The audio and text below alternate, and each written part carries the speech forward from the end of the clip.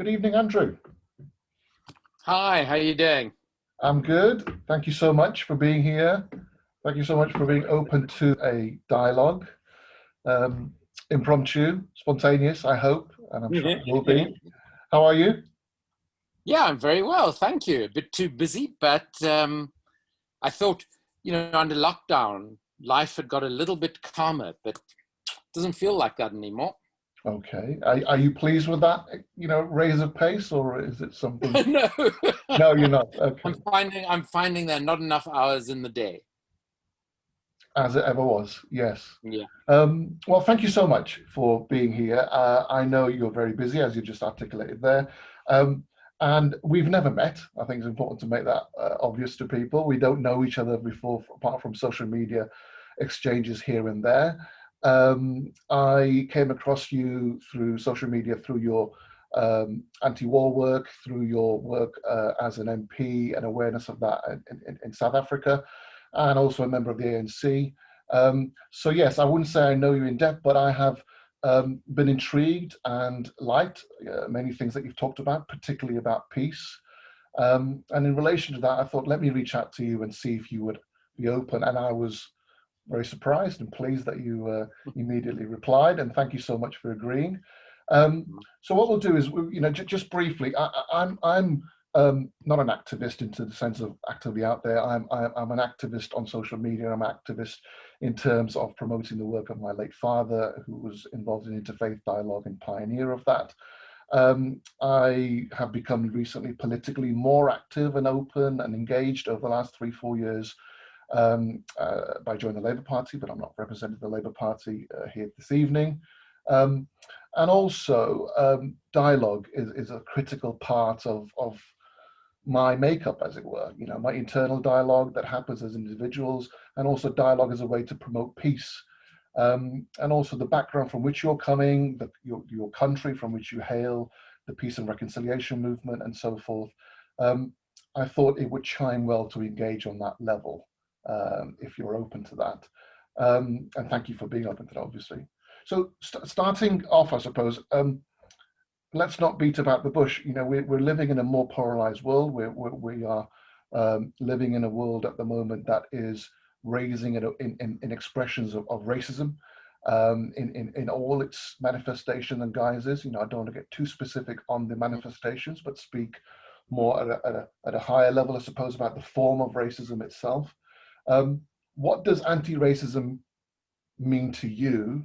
It will be my opening gambit, and just to preamble that a little bit, I think to be an anti-racist is yes, we know what we're pushing against, as it were, to resist it, to give it no space and give it no ground. Some people do that publicly in a demonstration and very forcefully, and praise to them, to do that peacefully, obviously.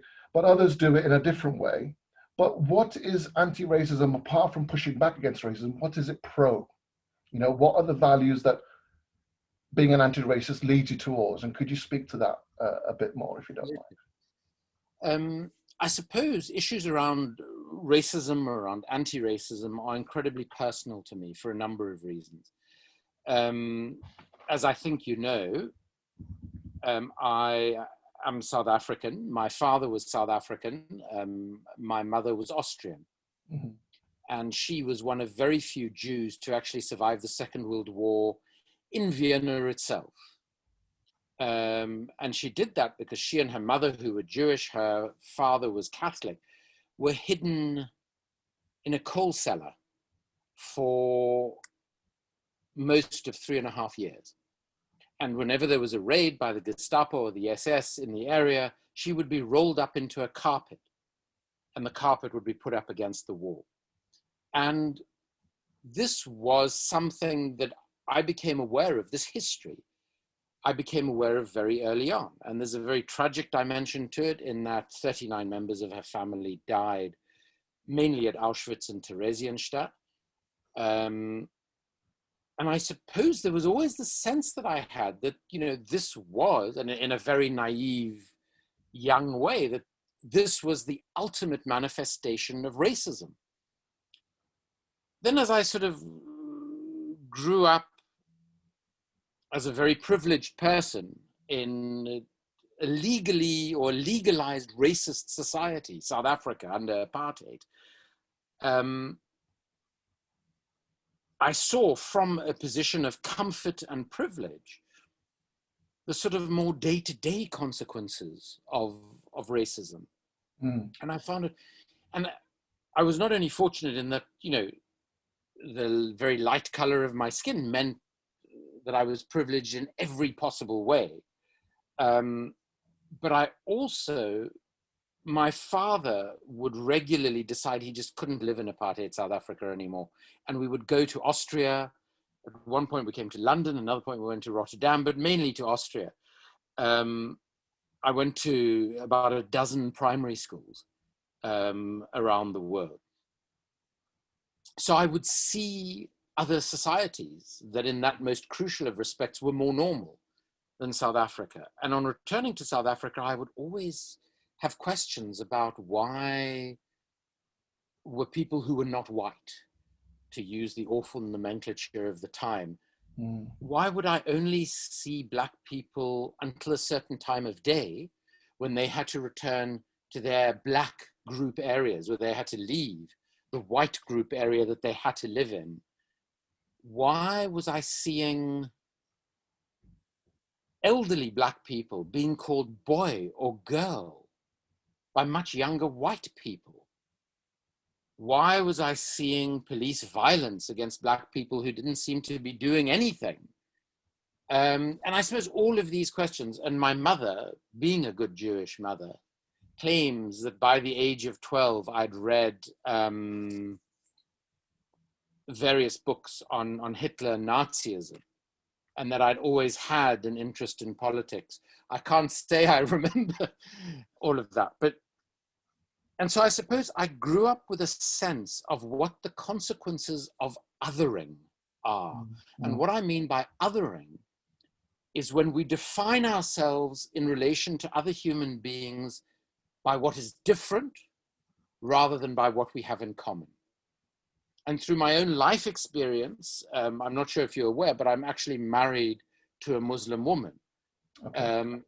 So our first child, who is now in his early 20s, I was still a member of parliament in South Africa when he was born. And he was described in the South African media as the country's first Muslim, which was a sort of a manifestation of the fact that my constituency had a probably the highest concentration of Jewish South Africans. Mm-hmm. And the constituency right next to mine had one of the highest concentration of Muslim South Africans. Mm-hmm. And the MP from that area and myself did an enormous amount of work between those two communities, which at that time there were some tensions between. And so I suppose it was in that context. But I found it extraordinary having, in my own life, through the example of my parents, through experiencing life outside of South Africa, never sort of identified myself as different, be it racially or in any other terms, in terms of income, in terms of religion, whatever the case may be. And as I grew older, I just saw more and more of the extent to which our societies focus on our differences rather than our common humanity. Mm. And so for me, anti-racism, I suppose, is trying to not only speak out against any form of racism or discrimination, but also trying to encourage, because I agree with you, I think we need to look at, you know, what does anti-racism stand for, but to encourage the extraordinary things we have in common. And what one writer, and his name escapes me at the moment, described as cosmopolitanism, the way in which the world, which is at some level so vast, is also at other levels so small and so local. Mm. And so wherever I am in the world, in my work, obviously before the pandemic, I mean, I travel an enormous amount of my life for my work, which is on the global arms trade. So wherever I am, and often in situations of conflict, I'm always looking to the wonderful things that we all have in common, and to how how focusing on those Mm-hmm. to maybe address some of the differences that may exist in some places feels to me a far more positive way to lead one's life. That's fascinating, Andrew. It sounds like you have been having a dialogue with yourself throughout your life, really, observing the world. And I don't mean it's unique, but it's unique in the sense that we can just consciously talk about it. But I suppose myself being on the other side of that dynamic, um, possibly more prone to being subject to racism outwardly, I suppose. Not excusing myself that I could be racist in my own outlook or in my own, derogatory thought processes, through whatever reason and circumstance. I'm not excusing that, but there's a challenge that you sort of instinctively have taken up, I suppose, just to question the circumstances in which you're living. Why is that happening? And that dialogue has continued throughout your life by the sound of it. Is that a fair or? Absolutely. I mean, I have the view that we die as human beings, not just when our heart or our bodies or whatever it is that ultimately leads to the end of our lives stops, but when we stop learning. And I think the most important form of learning is self-learning, because I think, and I don't mean to cast aspersions on you or any other human being, but I do think that the time that we as human beings are most honest with ourselves is in those moments. And I often think it's, those last moments before one falls asleep at night, when one isn't answering to anyone, one isn't impressing anyone, one is just completely oneself. And it's something that for some reason I've thought about a great deal since I was quite young. Mm-hmm. I, to some extent, studied aspects of it. I was of a generation of white male South Africans who had to do 2 years compulsory military service in the apartheid army, which I was never going to do. And the only way to stay out of that was to study endlessly. So I did all sorts of degrees, including 2.5 degrees. I didn't finish the third degree in clinical psychology. Right. And so I was fascinated by questions of integrity, of honesty, of engagement with others. And it still fascinates me today. And so, yes, I think that to be alive in many ways is to have a dialogue with oneself. Yes. And with others. Indeed. Indeed. And I think you've hit upon something that's very important to me personally, which is solitude and the importance of solitude. And coming from an Islamic tradition, you're encouraged, the Quran encourages you to take time in the middle of the night, as it were, away from your formal responsibilities or whatever, to find that moment of inner peace or reflection to something higher, a sense of transcendence. But transcendence can mean reflection, self-reflection, to transcend out of one's own thought processes. I think that's remarkable, and I think that should be encouraged, and I'm glad to hear that you are in the same spirit, as it were, of that. But returning to anti-racism per se, I mean, for me, the opposite of racism is obviously, I don't think the opposite of racism is anti-racism, ironically. Yeah. It's the first response. It's the stop sign, it's the red light at a traffic light where the traffic has to stop. The racism has to stop. You raise a hand, you demonstrate, you protest. But the amber and the green light is really going on in your own mind, reflecting on those values that are important to you in your being when you go away from the demonstration. And for me, those values, if they're to be universally held, i.e. yourself from South Africa, me originally born in India, now living in the UK virtually all of my life, they have to be intangible. We can't hold on to these values tangibly. They have to be intangible. In that sense, to me, they're spiritual. Without entering into any religious debate or dialogue. For me, spirituality, anti-racism is a door into a spiritual reflection. And it sounds like, without leading you down that path deliberately, but I would like you to go there, obviously. It sounds like you are in that same threshold, as it were. Does that chime in any way? Yeah, oh, absolutely. I mean, as you know, I'm not a particularly religious person in the formal organized sense. I find religion very interesting. I remember, for instance, when I studied at Cambridge, I had to leave South Africa in the mid 80s Mm-hmm. because they stopped allowing me study deferments. And I was about to have to report for service in the army. I was working in a squatter settlement called Crossroads, just outside Cape Town, where the military had burned down the 70,000 shacks of the 70,000 family who lived there with very little. And I led a relief operation. I ran a student welfare organization at the time into the area. And that's when I got involved with ANC structures underground and various other things. And the military kept myself and the 20 other students there because they didn't want us to get out to be able to alert the media and the world in general what they were doing. And it was only through the intervention of an opposition member of parliament that we eventually got out. And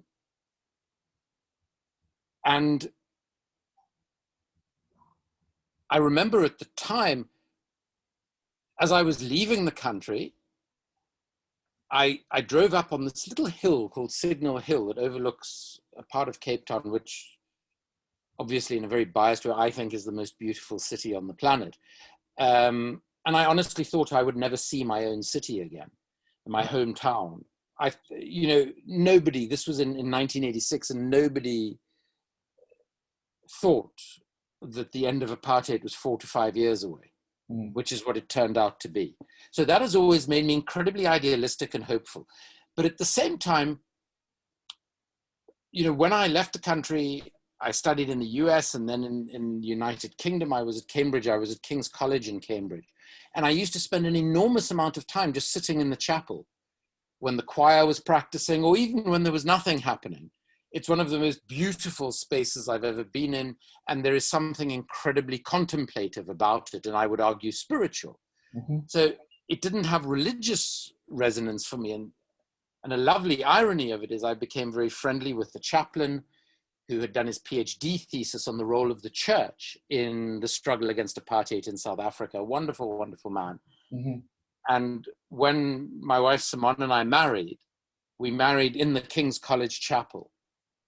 And we were the first couple to be married there in the 700 and something year history of the chapel at that point, when neither had been not just not Anglican, but not Christian. Right. And in fact, there were readings at the wedding in Hebrew, which my mother did, in Arabic for reasons that I've never quite established, and in Bengali, obviously, from my wife's family. And I was probably one of the few people there who understood none of them because I speak none of those languages. But it didn't matter because for me, the words, the place that we were in, there was a spirituality to it that went beyond any particular language or so I have a sort of a spiritualism that interestingly relates to what you were just saying about solitariness. I find it very important. A lot of what I do, and obviously a lot of this I'm talking about pre-lockdown, a lot of what I do involves being around quite a lot of people most of the time. And I have this deep need to every single day have time completely on my own, which is the only point at which I can think about certain things in a particular way, and really ruminate about so much that happens to all of us every day, because life is so fast and so accelerated in so many ways. And I think, well, I certainly, and I think it's a good thing to just make that space to think more deeply about all of these things that are happening to us and around us, some of which doesn't affect us. Well, that's beautiful. Absolutely. I would say I would join you there, but the problem that would defeat the object of being on your own. But I am joining you there spiritually. Well, I tell you the one way in which one does that to some extent. I read, and again, I can't remember the writer. I'm having one of those evenings, but it was a wonderful book I read about bookshops. And I've always loved bookshops. And it was a beautiful description of a bookshop as being a place where one can be alone with other people. Beautiful. And, Yes. Love it. and there's a real truth to that for me, because I can be in a bookshop completely in my own space. And of course, whatever I'm looking at as I pick up different books impacts that space. Mm. And also the other people in the bookshop who are having their own experience of the books and other things that are there are in some ways having an impact on your space. They're bringing solitude into a wider solitude. I mean, Yeah, it's a pseudo library, really. You wouldn't want to make noise in a bookshop too yeah, much. Obviously, if there's a children's section or whatever, I mean, there's no problem at all. But generally, you're bringing in your own bit of silence into a public space, yeah. and standing next to someone who's maybe a couple of feet away, or now more than 2 meters away, obviously now, if that's permitted again. Yeah, I would echo. My father would have loved to hear everything you're saying there about libraries. Can I just briefly ask you a slightly troubling question about anti-racism, which is not the sunlit uplands, as it were, of challenging, but down in the valley where it's more difficult, which is this constant contact with racism in terms of pushing back. This proximity to it, in the sense, what does that do to someone's psyche? To be fighting almost a battle that you think is insurmountable, but then you reflect on what happened in South Africa. But I just mean, as an individual, Yeah. constantly pushing back, what's happening innerly? What are the pitfalls of that, and what advice could you give to somebody struggling with that now? It is extraordinarily difficult. Mm. And I suppose the two ways in which I've experienced it most profoundly in my life was first in South Africa, where, as I was saying, in the early to mid 1980s, so I was in my late teens and then early 20s, just before I left the country for the first time, sort of on what I thought was a permanent basis, where I would be strongly criticized, including by members of my own family and uncle and aunt, because I was a white person who was identifying very strongly with other groups, Right. with other race groups. And these race groups were defined by law and given these awful names, et cetera, et cetera.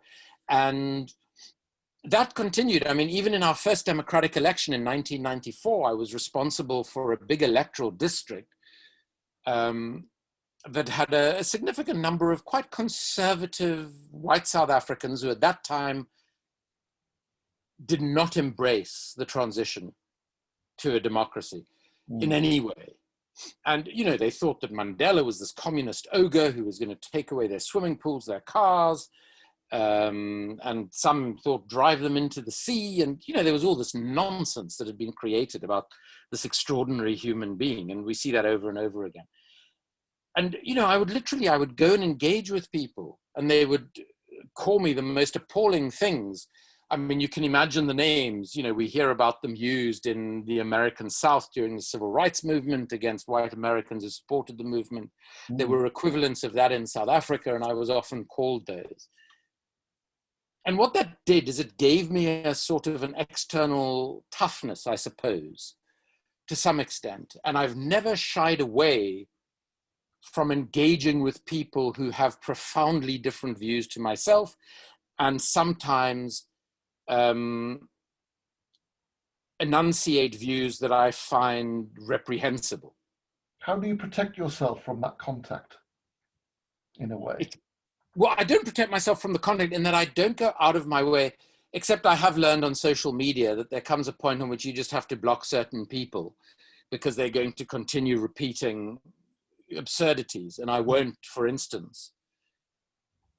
I just remove from my various timelines and things people who express any form of racism, sexism, any form of discrimination whenever I see it, because I don't want that to despoil. But in terms of engaging with those people in a person-to-person way, I'm very keen to do that. But interestingly, I found that again, and I'll be very brief on this, but the whole rise of concerns in the UK over the past 4 or 5 years around anti-Semitism, and the claims around Jeremy Corbyn's Labour Party and things like that.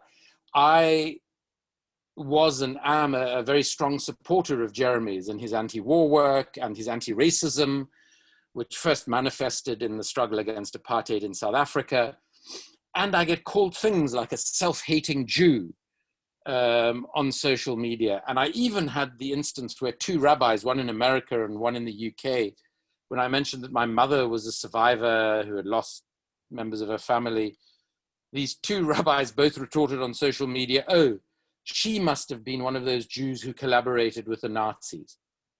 So, effectively called her and myself by insinuation a capo, which is probably the worst thing that one can say to a Jewish person. And especially, someone whose family has, as so many Jewish families have suffered in the Holocaust. I suppose the way in which I protect myself from that is because I accept that people have a vast array of views that are different to my own, that my views are not necessarily right. However, I think what drives my engagement with that sort of thing is a commitment to certain principles, ethics, and values. And regardless of the sort of rhetoric that is being used against me, or the sort of insinuations that are made, I believe I stick to those values and ethics. And I have since I was young, through the struggle against apartheid in South Africa and through all other racism and discrimination struggles that I've found myself involved in over the years. And I suppose that's where I get the strength from. And it perhaps is easier to do, and I don't know whether this is a form of spiritualism or not, but I think it's probably easier to do when you've lived through something like apartheid in South Africa, again, to make very clear, as a very privileged, comfortable person. Yes. But nevertheless seeing it as profoundly wrong and something that has to be changed, and then seeing, in a fairly short space of time, the verdict of history. Which, when you're growing up in an insular country like South Africa, you question yourself a lot. Then you go through the processes I did. I resigned because my own party refused to investigate a massive corruption scandal. And I was not prepared to be complicit in their cover-up of that scandal, which my committee was trying to investigate in Parliament. Seeing again, historically, being shown that in fact there were hundreds of millions of dollars worth of corruption in the deal. And knowing that in a few months' time, I will go and be a witness against one of our former presidents who benefited from the corruption. That sort of suggests to you that you are on the right side of history. And I suppose that strengthens you for other struggles that you engage in. But I think you can only do that if you are constantly being self-critical and self-analytical. So I wouldn't want to think that every view or opinion that I have, because it's my opinion, is right. And that's where the questioning comes into it. But it's also the way in which I protect myself. So I will sometimes adapt my positions if I find new information, new evidence that contradicts a view that I've had. But it also means that when I have a view that I feel strongly about, I am in no ways averse to verbally and intellectually defending that view. That's powerful. Sounds like your ethics go before you, and then situations catch up where you have to live to those ethics, and good luck in that endeavor going forward. I know it's been a very challenging time from what I've read and heard, and obviously you're speaking about here this evening. If we could move forward a little bit now to talk about President Mandela, if you don't mind. My starting point is really his speech in '64 on the dock, which Mhm. Yes, it goes through the whole, history anyway of the resistance and why they're there, and what they're admitting to, and what he as the lead, defendant is talking about, and the actions that have taken, and the injustices. But the conclusion of that speech, for me, is nothing other than spiritual itself. And it is. He echoes it again, obviously, in 1990, I think, or from one, on the day of release, when he references that speech again. For me, it's the same soul speaking in two different time zones, really. There's no difference at all. But his reference to fighting against white domination and black domination, and the ideal of democracy and equality, and harmony, all the things that you're talking about here. And ultimately, the last line of his speech there, and these are values, and I'm paraphrasing, obviously, for which he is prepared to die. I mean, this is a man, it seems to me, having not had any close contact with him at all, apart from what you see in the media and social media, who is not only acutely aware of the dilemma and the challenges of that time, but also of his own immortality in a way. He's willing to put that all on the line for that. And I think the way he delivers that last word is not only the end of a sentence, but is the full stop, of history at that moment, saying this is the line and no further. And again, he, having said he would die for those values, he then says on the steps of his day of relief, I now dedicate the rest of my life to Absolutely. the endeavor. So for me, this is all spiritual. It's not just political or socio-economic or socio religious. It is a soul moving through time, seeing injustice, the same soul that may have experienced different things in different times, as it were. Can you speak about Mandela and that speech? And also, can you talk about his spirituality? Is that something that resonates from your experience with him? If you don't mind, Andrew. So, I can't claim to have any close personal relationship with him. I would love to be able to say that we spent many hours, just the two of us, chatting. He used to be in our caucus meetings on an almost weekly basis, but those were meetings of about 300 people. I occasionally would meet with him on his own. Usually he would be giving me instructions, like telling me that I was about to be moved from the provincial legislature in Johannesburg to national parliament in Cape Town while we were in Davos at the World Economic Forum. And he asked me whether I would consider it. And I said, well, I will certainly consider it and discuss it with my partner when I get back to South Africa. As I was then leaving his hotel room, he said to me, it's a good thing you're happy to move back to Cape Town because you're being sworn in Parliament on Thursday. I was only due back in South Africa the following Tuesday. But, that was, and I had one beautiful experience with him, which showed, because I think what was so special about him, and I do think there have been this tiny number of public figures who have transcended politics. And yes, perhaps that is their spiritual side. I mean, the way in which it manifested with Mandela for me was the extraordinary respect he showed to every single person he came into contact with. Here was a person who, to most of us, to most of the world, had become what I describe as a man myth. He was as much a myth as the man, but there was a very ordinary man underpinning the myth. And what he always insisted on is that every single person in every single interaction, in every single decision should be treated the same. So he came into one of the early caucus meetings and he said, intentionally, who here thinks they're very important? Here we were a bunch of activists who'd done all sorts of crazy things in the preceding years, who suddenly were members of parliament. We were suddenly earning more than most people in the country. We were in the first ever democratic parliament in the country's history. And he walks in and he says, so who here thinks you're important? And, a few people put up their hands ill-advisedly. And that's, he knew that would happen. And he said, well, let me remind you that as long as you think that you are any better than or more important than the people who put you here, the people who, by the way, pay your salary, the people who have sent you here to serve them, that is the moment at which you have no value to those people, to the party, or to the country. And I saw that repeated in daily actions of his constantly. That was not a myth. That wasn't a myth at all. No. That was how he felt. And I saw it with the way he engaged with every single person. He was very fortunate. In his 70s, he had an ability that I've never had in my life, which is an extraordinary memory for names and faces.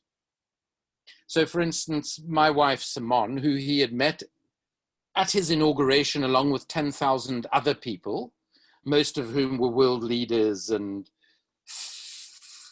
4 and a bit years later, I closed the debate in his final parliamentary debate, which was on the presidential budget or president's office budget. And we walked out of the parliament together. This was before 9/11, so there was virtually no security.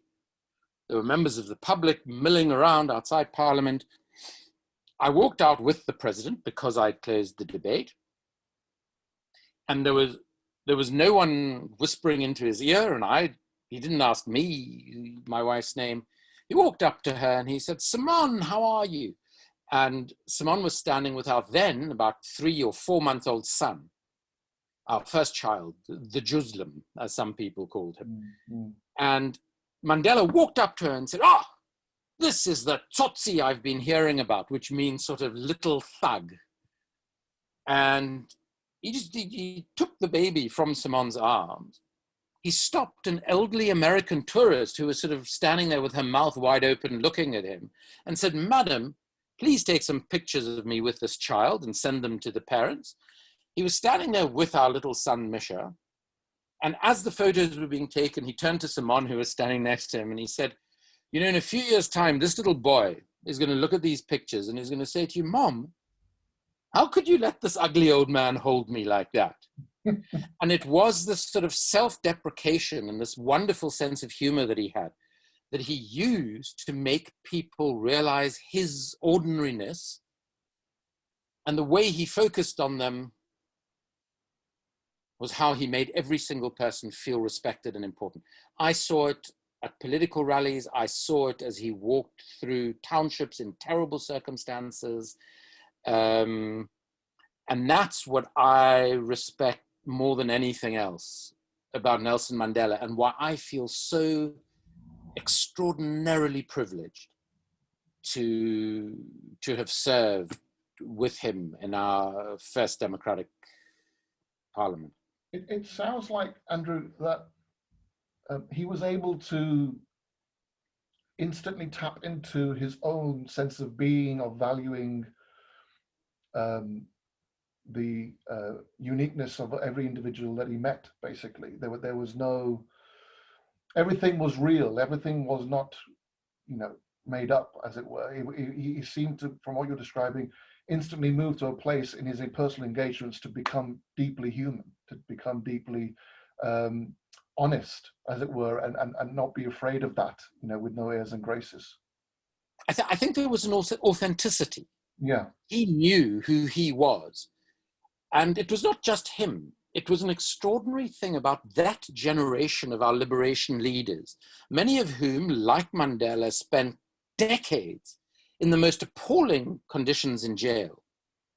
To give you an indication of how horrible the circumstances were, and this is going to seem weird, but so if you see his cell, which is tiny, and he was a very tall man, and I remember the first time I was taken there by the person who had been in the cell next to him, a wonderful, wonderful friend and comrade called Ahmed Katrada. Yeah. And Kathy, as we called him, took me into Mandela's cell. And my immediate thought was, my goodness, when he lay down on the floor, I wonder if his head or toes actually touched the walls, because it just seemed so tiny. And then I noticed there was a window quite high up that he wouldn't have been able to see out of. And I asked Kathy about it, and Kathy said to me, yeah, what they did was, you used to have a box, because you slept on the floor, the non-white prisoners. And you had a little box with your few meager possessions in next to your bed. And Mandela used to use that because he was a big football fan, what we call soccer in South Africa. And the courtyard just next to where his cell was where the inmates used to play football. So he would stay, he was never allowed to play because the political prisoners were obviously separated off. So he would stand on this little box, and it enabled him to see through the window and watch the football. And as soon as they realized, the warders realized he was doing this, they confiscated the box. Right. So he didn't even have this little box of his possessions. But all of these people, you just had the impression they had a sense of self-reflection that had led to a remarkable authenticity. And one of the main ways in which that authenticity manifested was not only this respect that they showed to everybody they came into contact with, there didn't seem to be this need to prove themselves to anybody. Mm-hmm. It was as though they had comfort with themselves about themselves. This is prompting me to ask you something. Maybe you know my next question because of the way you've taken the dialogue here, which is, how was he able to, in your opinion, not demonize himself innerly from all this adversity and suffering? Some of it obviously too grueling to talk about. And the other side of that coin is, when he is now facing de Klerk, when he's out, in negotiations, or prior to that also, how is he able to not demonize the oppressor? Both oppressed and oppressor are now partners in something beyond themselves, as it were. And I know I'm being quite flamboyant in the way I'm expressing it, but I see no other way to go to that, because I'm intrigued by how he does that. And just one quick thing on the engagement of authenticity. Something you reminded me that my father gave a speech in India shortly after I got married. And it was his speech on spiritual humanism. It was a seminal speech on his own, on his journey in life, in 3 stages in terms of diversity within India. He started as a sociologist, moved into philosophy and mysticism and teaching, and involved in the interfaith movement, came to the West. But what he said, this is the soul discourse, which I hope to get into with you shortly. He said, you pass someone on a pavement, you pass someone in a corridor. You look at him, he looks at you. Both are soul beings, not just material beings. That behind your eyes, behind his eyes, there's something there that you are paying tribute to, your mutual recognition of something beyond yourself. And therefore, when you say namaste, when you say salam, when you say shalom, when you say peace, beyond culture, beyond the outward gesture, there's something else happening. And it sounds like Mandela was able to tap into that instinctively, consciously, to not demonize himself or the other. So how was he able to do that, if he is, that's what he is doing, in your opinion, what I'm putting to you? I mean, it manifests for me in this way. It manifests outwardly in the way in which he and the others treated everybody else. It was this, and it's incredibly important to me. I don't get angry often, but when I get angry, I get very angry. And the situations in which I get angry are almost always when somebody is being disrespected by somebody else. Sometimes that somebody is me. More often than not, it's someone else. Right. So it's someone else demonizing someone else who I might not even know, or disrespecting someone else who I might not even know. And it's usually, I think, because of some sort of perceived difference, and the person doing the othering, if you will, seems to think that they are superior in some way to this person. And I think, think about Mandela. So he arrives on this island. When he said those words that you mentioned, these are the things that I hope to live for. But if necessary, they're the things that I'm prepared to die for. And when he said those words, he thought he was going to be hanged. Right. The prosecutor, Percy Utah, had called for the death sentence. And only a very... He's accepted that outcome, basically. Absolutely. And this, he thought, might even be, one of his last statements that is ever going to ultimately be delivered to the outside world, because at that point, you weren't allowed to listen to those words or to write those words or read them in South Africa itself. So he lands up on this awful little island, 20 minutes on a boat from Cape Town Harbor. That's just this little group of rocks. And this is the rest of his life, as far as he's concerned. And he's got all these warders and prison officials, all white, all speaking Afrikaans to him, which was seen as the language of the oppressor, and shouting at them all, and treating the political prisoners particularly absolutely appalling initially. And the conditions are horrific. What is the first thing that he does? He teaches himself Afrikaans so that he can communicate with his jailers in their own language to show that he respects them. And what happens in return when you read the stories of these people is the extraordinary respect that they had for him as a human being.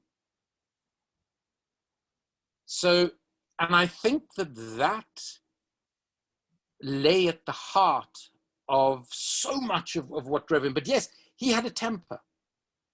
And you're quite right. The moment at which I was a facilitator in the constitutional negotiations that led to our first election. Yes. Okay. There was a point that those negotiations collapsed. De Klerk was sitting, the president of apartheid South Africa at the time, was sitting on the stage waiting for Mandela. They were going to sign an accord that would lead to the next stage of negotiations. Mandela storms in very late. I was sat just next to the stage. And de Klerk, who was a very aggressive man, who was known to have a very bad temper, I could see how angry he was sitting on the stage being kept waiting. Mandela stormed in a way that I'd never seen him before. He walked onto the stage. De Klerk was sitting down. He loomed over him and he pointed at him and he said to him, "You have betrayed me. You have lied to me. I will never trust you again. These negotiations are over." And he walked out. It took 8 or 9 months, I think, for the negotiations to get back on track. So there is no doubt that what he was wronged and what that was about was the so-called black on black violence in South Africa, right, which the state was claiming was between the ANC and a more moderate party called the Inkatha Freedom Party, whereas in fact, it was the military that was stoking all of that violence and were actually arming the IFP and ordering them to attack innocent ANC supporters. And Mandela had just got intelligence about the fact that it was the state at the very highest levels who were behind it. And he was so angry, so angry. So it wasn't that he was able to keep all of his emotions in check all the time, but I do think that he had an ability to utilize his emotions to achieve certain ends. And that served him very well through the negotiation process and through the process of governing a very difficult country to govern at the point that he did. But his instincts were exactly what the country needed, which were instincts of everybody should be treated the same, white, black, pink or blue, whatever you'd done in the past, you were now a part of this new country and had an opportunity to contribute to making this a unified and great country. And that's a very difficult thing to be holding fast to in the face of these challenging circumstances. And yet he knew that was the way through, I suppose. I must comment on something you said about his jailers and the language and learning Afrikaans. It reminds me of something about where if you learn the language of your counterpart, jailer or oppressor or any society, general neighborhood, etc. But in this profound case, obviously he is in a very extreme circumstance, and that's his rest of his life. He's sort of accepted that. By learning the language of his jailers, he's almost, because that language is so intimate to the being of his jailers, as it were, that there is nothing else. Their identity is their language and their heritage and history. And by being able to learn it and fluently dialogue in it, it's almost like invisibly saying, it seems to me, that your being and my being is one being, you see. That if I can learn your language, you can learn my language. And if we have this contemporary appreciation of dialogue and language, why cannot we treat each other in the rest of our life, in different aspects of our life? I just wanted to say that because it was so, it resonated deeply with me with what you said. I want to move on to inhumanity of war. And before I do that, I was thinking how to introduce this topic in our conversation. I thought there's no other way or no more blunt way to say, as we sit here and talk this evening at 5 to 7, 3 minutes to 7 on the 24th of March, 2021. Andrew, can you tell me briefly what protests are going on right now throughout the world against war, against war? Who are the people we should be thanking, or who are the people we should be acknowledging invisibly, silently, that don't get mentioned right now as you sit and talk? What is happening? There are so many protests of different types. You know, not only what we understand as political protests going on around the world, that it would take us the next 10 hours to go through them all, or to show respect to those who are fighting for a better world, often fighting for their own and their family's survival until tomorrow.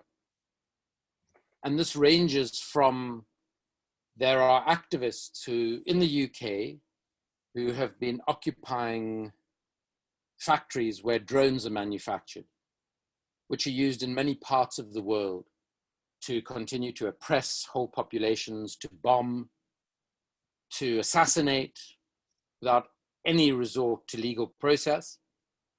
And I think these are young, very courageous, extraordinary people, two of whom have been in jail for the last 6 or 7 days, were released this evening, to obviously people in Myanmar, Burma, where there has again been a military coup, where the military ruled for decades brutally, to the people in Yemen. Over 20,000 civilians have been killed in the last 5.5 years, primarily by British-made bombs and missiles delivered from British-made jets. There are also a lot of American jets, some Germans, French. And by continuing to have the will to live, these people are protesting what is being done to them. And unfortunately, those who we should be calling out for this are those in the most powerful positions in our country, in the most powerful positions in many of the so-called Western countries, in the most powerful positions in countries like Saudi Arabia and the United Arab Emirates, who unfortunately are not only central to creating, intensifying, and extending those conflicts and making them far more brutal than they need to be, but they are benefiting from them. And they're benefiting both in a material sense financially, because the trade in those weapons that are killing oils our political systems in our democracies, where we're lucky enough to live in democracies. So when a company like a BAE Systems pays £6 billion in bribes on one arms contract with Saudi Arabia in our name and using our tax pounds, it's not only members of the Saudi royal family who are being paid those extortionately huge bribes, but there's what's called the feedback principle. So Mark Thatcher, the son of the Prime Minister who signed those contracts, received a £12 million bribe. And I say this all publicly because it's all referenced in my work, in my books. And I wouldn't say these sorts of things unless I had the documentary evidence, which you can simply look up in the almost 3,000 footnotes in the book. And it's the only way you can do this sort of work with any sort of integrity and veracity.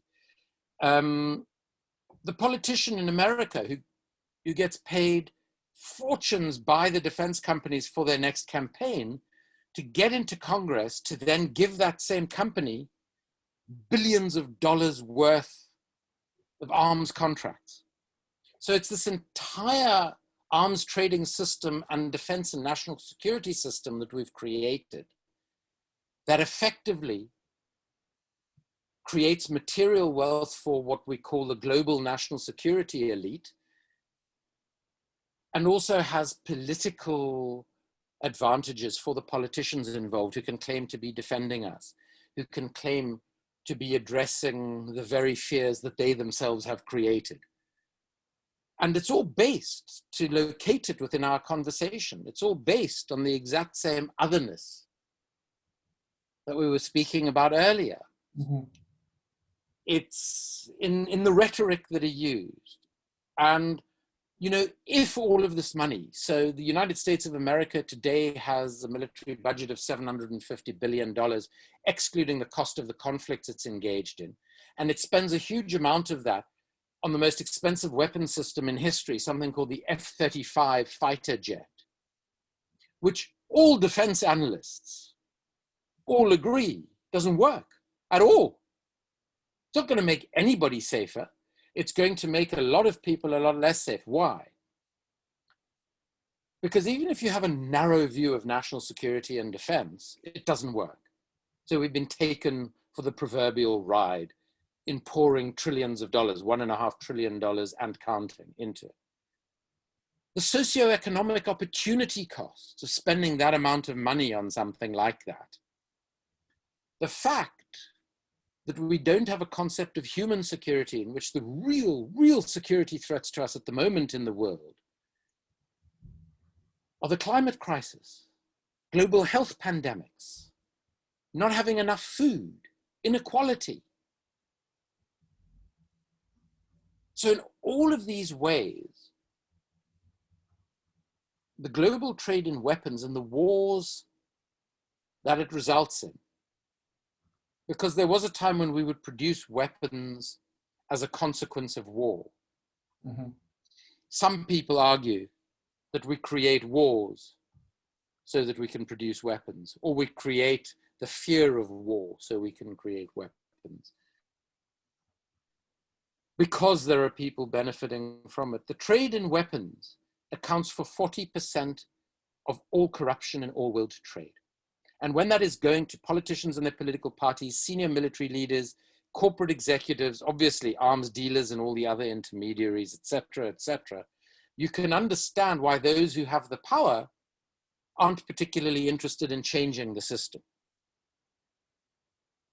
And it reminds me, you know, there was a time, maybe 2015, 2016, and I'm not saying there are no defense threats in the world. Of course there are. I mean, I wish I could be a pacifist, but I'm not, because I know that if I had been alive in Nazi-occupied Austria when my mother was being hidden in a cellar, I would probably have taken up arms. And I understand that countries have the right to defend themselves, but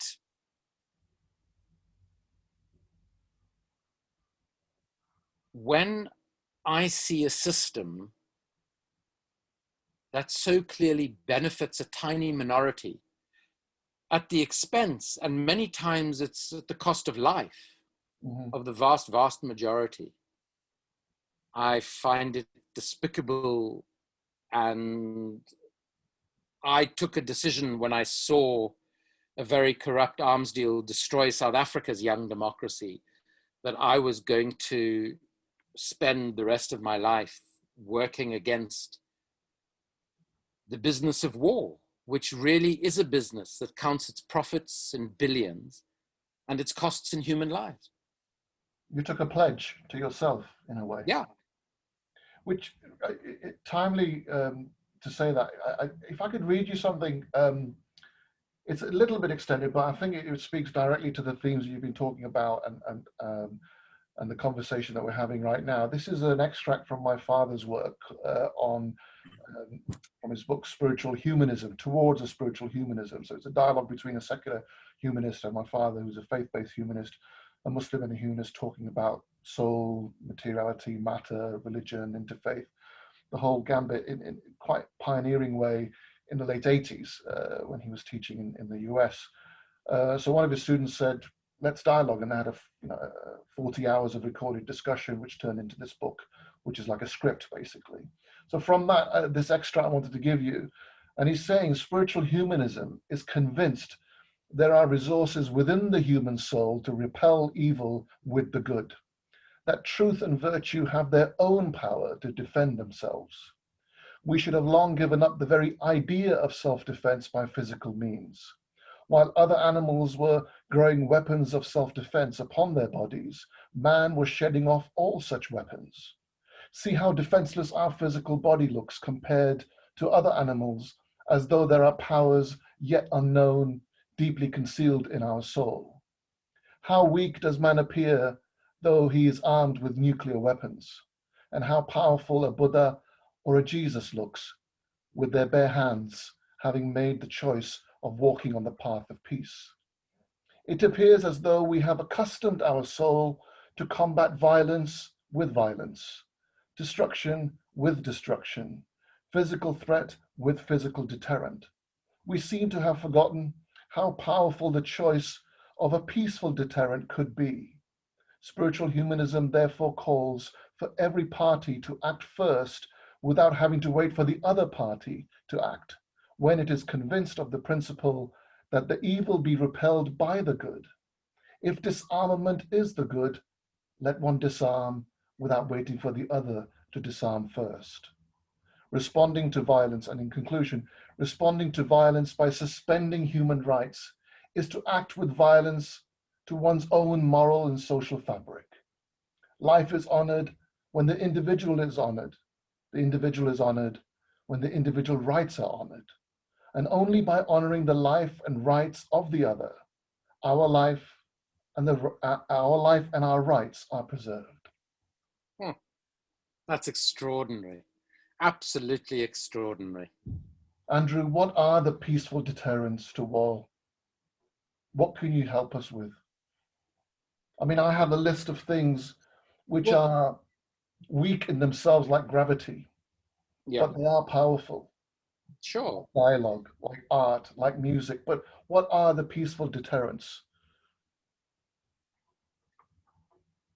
I mean, the democratic South Africa, very soon after the ANC came to power under Mandela, became the first and only nuclear power to destroy its nuclear weapons.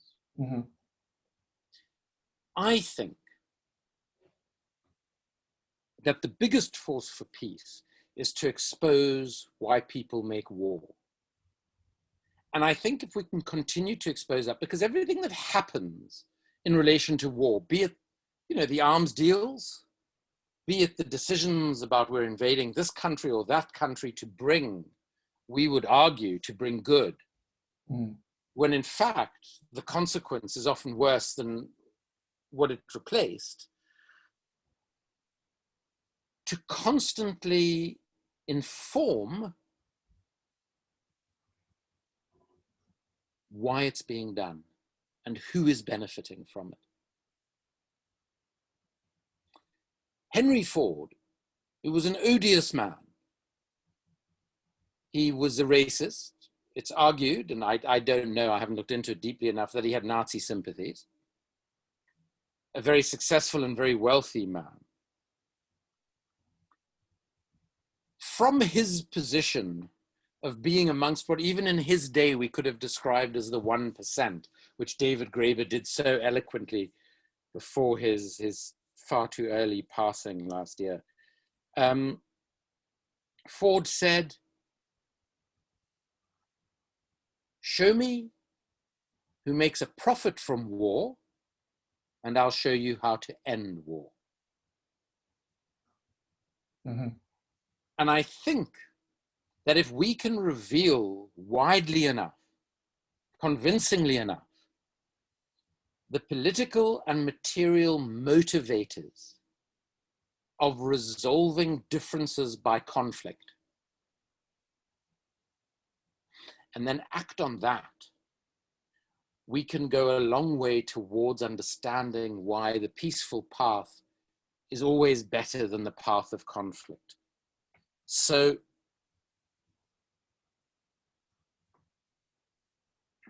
the situation where the United States of America, the government of the US, employs more people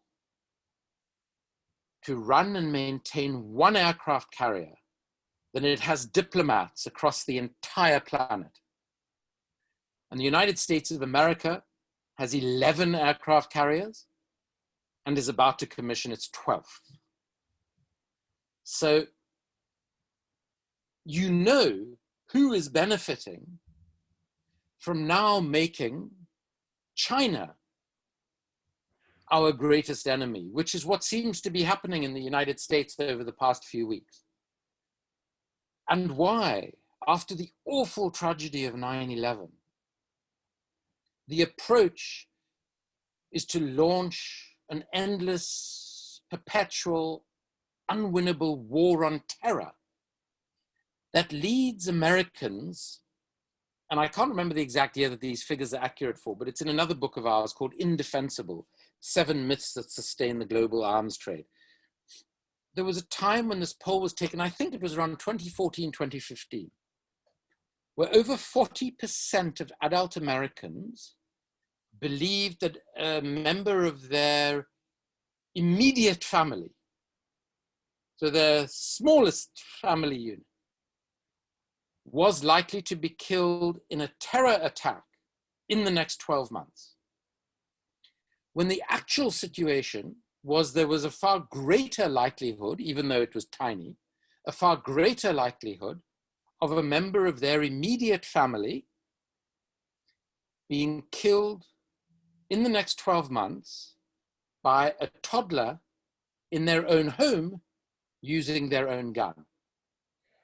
This is tragic, and Andrew. I mean, I don't disagree with the thrust of what you're saying, because I think it is so important, and that journey is what you're on, and brought you here, and it's such an important endeavor you're involved in to educate and promote that awareness more widely, hoping that when that is become known, that people start thinking differently about what security actually means, and all the ideas I just read out, I suppose, from that extract.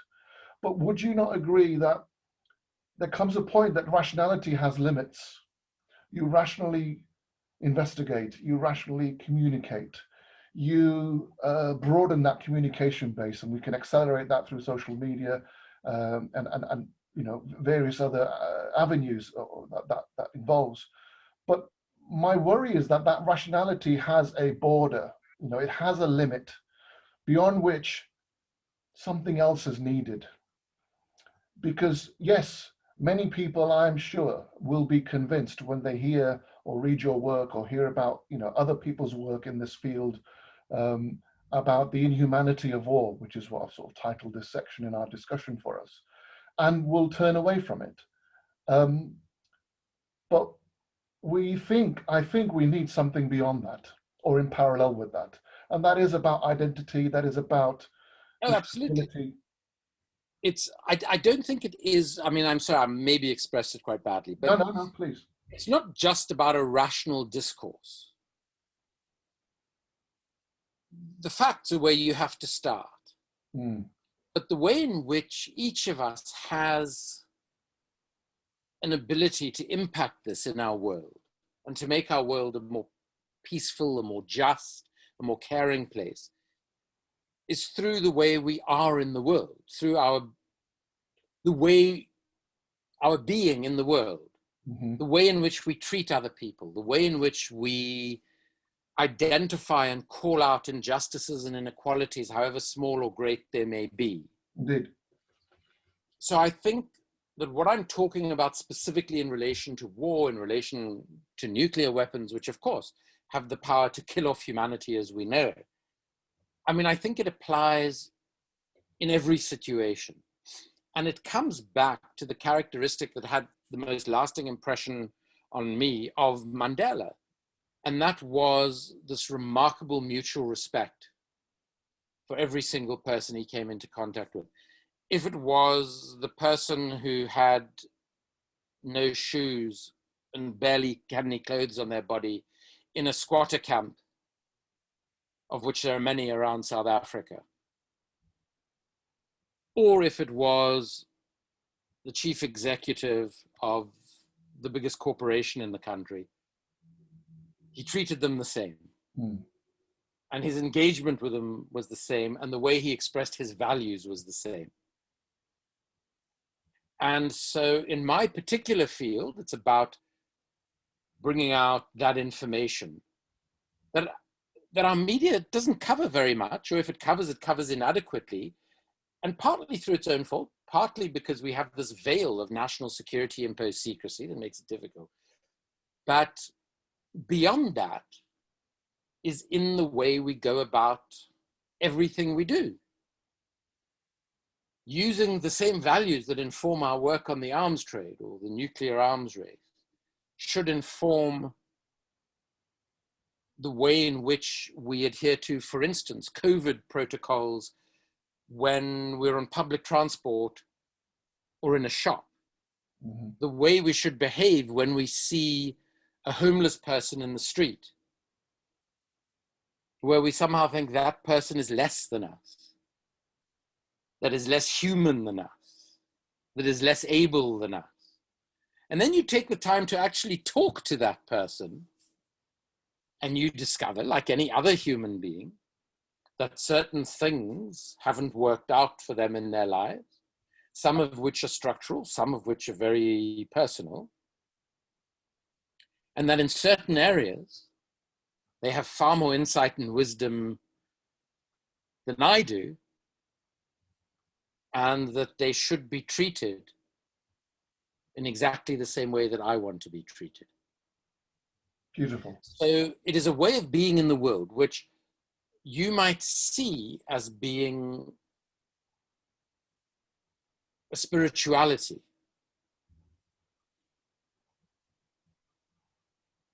I see it as the way in which it manifests. And yes, maybe it comes from a spiritual place, but I'm conscious of it in the sense that I have to constantly, like every human being, deal with my own unconscious biases. Yeah, I think it's important I articulate to you when I use the word spiritual. The very language is so difficult, unfortunately, in these vague, somewhat difficult discussions. But when I say spiritual, I'm specifically meaning non-material. I'm not saying any physical forms or, some kind of odd thing there, here or there. But I'm defining spirituality as non-materiality. That there is a non-material aspect to us. Our ideas, our values, you could say, are non-material. Yes, they might resonate in our brain somewhere and a signal comes off electronically that can be picked up. Fair enough. But what I'm saying is the very concept of an idea is for me non-material, and it's a spiritual exercise to encounter another human being, whether consciously or not. I think when you meet somebody, you really don't know who you're meeting, really. And I think that mystery is important to be recognized and explored.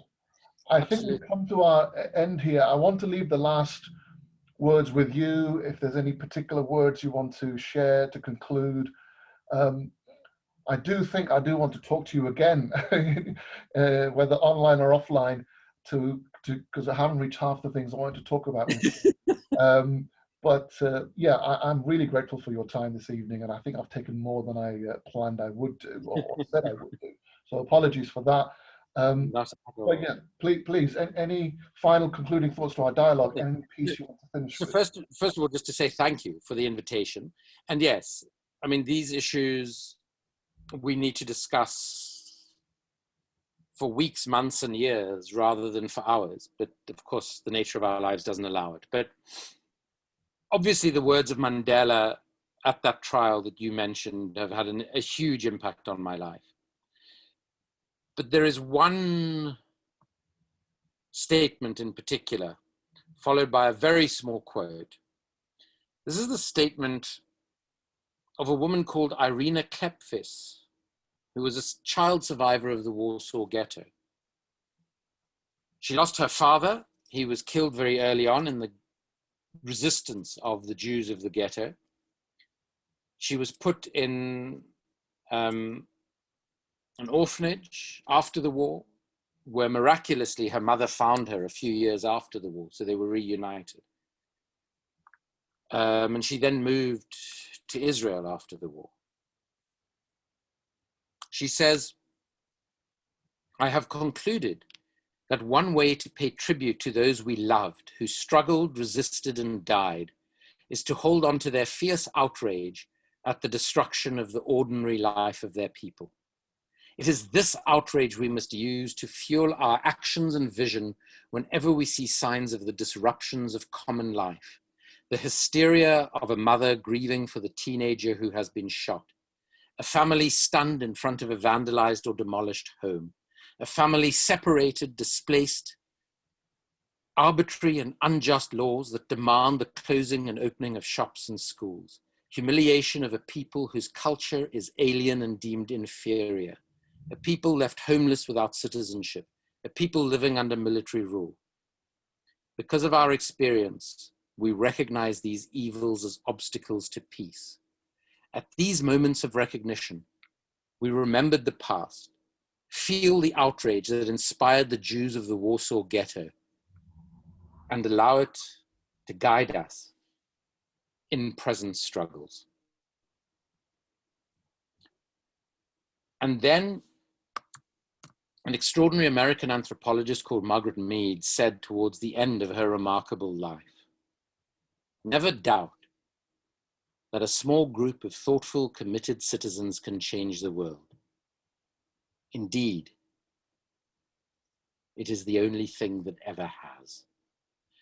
And that's what I'd like to leave you with, is that this is about each one of us working together, and we can make a difference to the world around us. Thank you very much, Andrew. I really appreciate that. Many thanks. Thanks so much, and I hope we speak again soon.